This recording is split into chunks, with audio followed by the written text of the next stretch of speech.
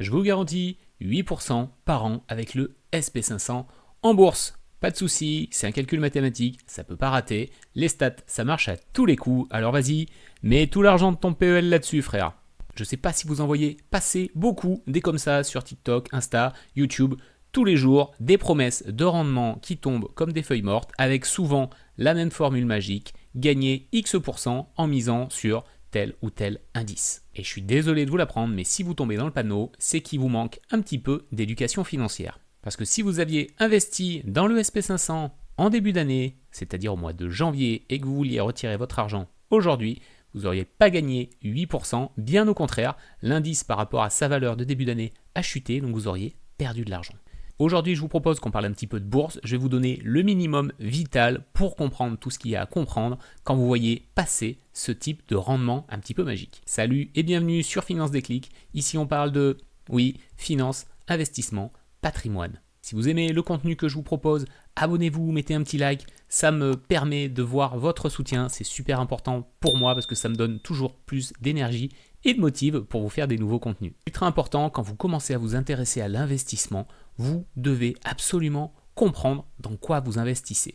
Et ce qu'on voit toujours, c'est des recettes miracles pour vous promettre un rendement évidemment bien alléchant pour vous inciter à placer votre argent. Et on voit très souvent des trucs du type, gagner 8% avec le SP500, gagner 10-12% avec le Nasdaq. Alors cette phrase, elle n'est pas complètement fausse, mais elle est surtout pas complètement vraie. La première chose à comprendre, sauf si votre métier c'est d'être trader évidemment, on a plutôt tendance en tant que particulier à envisager la bourse comme un placement à long voire très long terme. Ce qu'on oublie souvent de vous dire quand on vous donne une performance sur un indice boursier, c'est qu'elle n'est pas à courte échéance mais vraiment à long terme.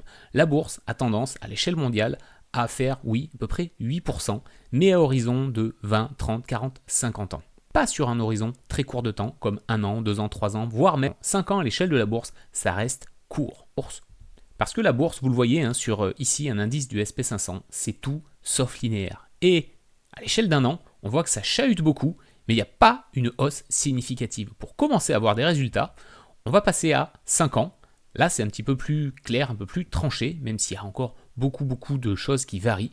Et si on se met vraiment à plus loin, donc à horizon 10 ans, on voit en effet que la bourse a tendance à monter. On retrouve ici, en mars 2020, le Covid. Vous voyez que la chute à l'époque qui paraissait énorme, finalement, elle a été largement rattrapée en l'espace à peine d'un an. Et maintenant, on a même quasiment, je pense, on n'est pas loin d'avoir doublé la valeur d'avant Covid. Puisqu'on est passé à une valeur, en tout cas sur cet ETF, qui valait à peu près 32, à une valeur au plus haut cette année qui est montée à 59, donc quasiment le double. Et on peut s'attendre, si on va plus loin dans le temps, donc dans quelques années, à ce que ça continue à croître. Donc à une échelle macroscopique, la bourse, ça monte. Mais à une échelle micro, si je me mets par exemple à 3 mois, c'est beaucoup plus chahuté.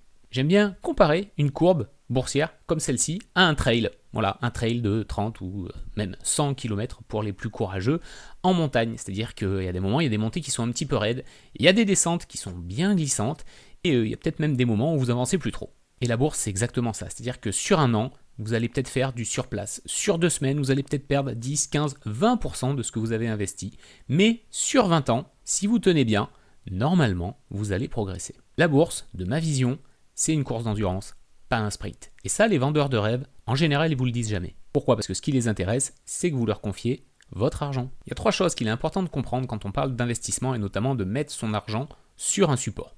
Le premier, c'est la volatilité, c'est-à-dire quand le cours monte, descend, c'est normal. La volatilité, c'est la capacité qu'a votre indice à monter et descendre plus ou moins fortement. Un actif qui est très volatile, il pourra subir des hausses et des pertes qui sont très fortes. Et la bourse, d'une manière générale, c'est un marché qui est volatile.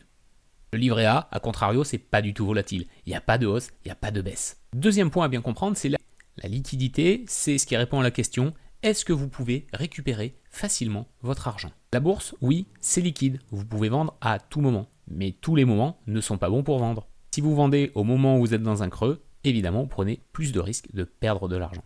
C'est pour ça que la durée de placement est importante, parce qu'elle vous permet justement de vendre, si vous avez besoin de vendre, dans un moment plutôt haussier. Le livret A, c'est liquide, vous pouvez vendre quand vous voulez, tout l'argent sera disponible, vous ne pouvez pas en perdre, mais par contre, vous n'en avez pas forcément gagné beaucoup. Et enfin, il y a aussi le critère de la sécurité. Est-ce que mon argent, est-ce que mon capital est protégé ? Réponse Spoiler, en bourse, non. Si le marché s'effondre, si les entreprises dans lesquelles vous avez investi sont condamnées et elles ferment, vous pouvez perdre tout votre argent.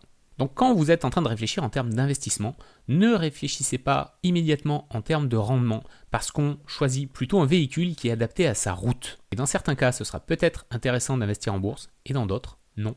C'est pour ça que j'aime bien dire qu'il n'y a pas de bon ni même de mauvais placement. Enfin si, il y en a peut-être des mauvais, mais ça on en reparlera plus tard. En tout cas, un placement qui est bon pour moi aujourd'hui, il n'est peut-être pas du tout bon pour vous. Pourquoi ? Parce qu'il n'est pas adapté à votre situation, à votre besoin de sécurité, à votre besoin de liquidité et à votre tolérance à la volatilité. Alors comment on fait pour choisir un bon placement et c'est quoi les réflexions qu'on peut avoir ? Là, je vais vous donner quelques exemples. Et évidemment, ce ne sont pas des conseils en investissement parce que chaque situation est différente. Ce qui est important en revanche, c'est que vous compreniez toujours dans quoi vous investissez. Moi, j'aime bien réfléchir en termes d'objectifs, parce qu'un objectif, souvent, il a une temporalité. Par exemple, vous venez d'être papa et vous vous dites « Waouh, super, j'aimerais bien pouvoir lui financer des études quand il sera plus grand ». Théoriquement, j'ai donc à peu près 18 ans devant moi qui vont me permettre de placer un peu d'argent pour préparer tout ce que je vais dépenser pour payer ses études. Dans une situation comme ça, on a le temps de voir venir, 18 ans c'est quand même plutôt long à l'échelle de l'investissement, et on peut accepter plus de volatilité. Sur 18 ans, je peux me permettre qu'il y ait des moments où ça baisse fortement, des moments où du coup ça va aussi augmenter fortement, et donc essayer de maximiser et de viser un vrai rendement. C'est pour ça que dans ce genre de situation, la bourse, comme je vous le disais, qui est plutôt de ma vision un investissement à long terme, ça peut être une bonne décision. Et ensuite, on va choisir le support. Est-ce que je vais prendre des ETF? Est-ce que je vais mettre ça sur un PEA, sur un compte titre, sur une assurance vie? A l'inverse, peut-être que je prévois de changer de voiture dans l'année. Donc là, je suis sur un horizon peut-être de 6 à 12 mois. Là, j'ai besoin de quoi? De sécurité. Parce que si, ici, c'est-à-dire au mois de février, j'ai placé mon argent et que j'en ai besoin un mois plus tard, quand je suis ici pendant la crise du Covid, je vais être en galère. Parce que j'ai pris un risque d'essayer d'avoir du rendement sur une courte période, donc je prends aussi le risque de perdre de l'argent sur cette courte période. Dans ce genre de situation, on va avoir tendance à privilégier des choses qui ont moins de rendement, mais qui ont beaucoup de liquidité et un capital qui est garanti. Je suis sûr de récupérer la somme que j'ai casée, par contre je sais qu'elle n'aura pas travaillé beaucoup, qu'elle ne m'aura pas rapporté grand-chose, mais au moins elle aura travaillé un petit peu. Ce genre de situation, c'est celle où on privilégie un livret, un fonds en euros sur une assurance vie, quelque chose qui me permet, on va dire, sous maximum 30 jours de récupérer mon argent et d'avoir limité au maximum le potentiel de perdre ce fric-là. On choisit donc des supports qui sont liquides, je peux récupérer l'argent facilement sous 7, 15, 30 jours, grand max, mais en contrepartie, je sais que je ne l'ai pas fait forcément travailler beaucoup. On peut aussi avoir des objectifs à moyen terme, peut-être un projet immobilier, je me donne 5-6 ans pour acheter une résidence principale. Là, je vais essayer de trouver un petit équilibre entre prise de risque, performance, liquidité et volatilité.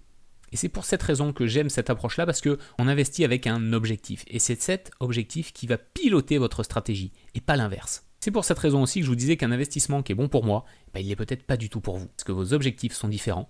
Pareil, les objectifs qu'on a, ils diffèrent en fonction de notre âge. Plus on est jeune, plus on a de temps devant soi. Donc en général, plus on peut se permettre de prendre de risques. Si j'approche de la retraite, je ne vais peut-être pas tout miser sur quelque chose qui peut potentiellement, à court terme, se casser la gueule. Donc vous voyez que, en fait, le SP500, oui, ce que je vous disais au début, ça peut rapporter 8%, bien sûr, sans problème. Mais c'est ni garanti, ni linéaire, ni adapté à toutes les situations. La clé, c'est pas du tout la recherche d'un produit miracle, c'est de savoir où vous voulez aller et combien de temps vous avez pour y arriver. Si je reprends ma métaphore du trail, dans une course, comme ça, on part pas sans équipement. Dans la finance, c'est pareil. Sans plan, vous suivez les autres et souvent, vous allez dans le mur.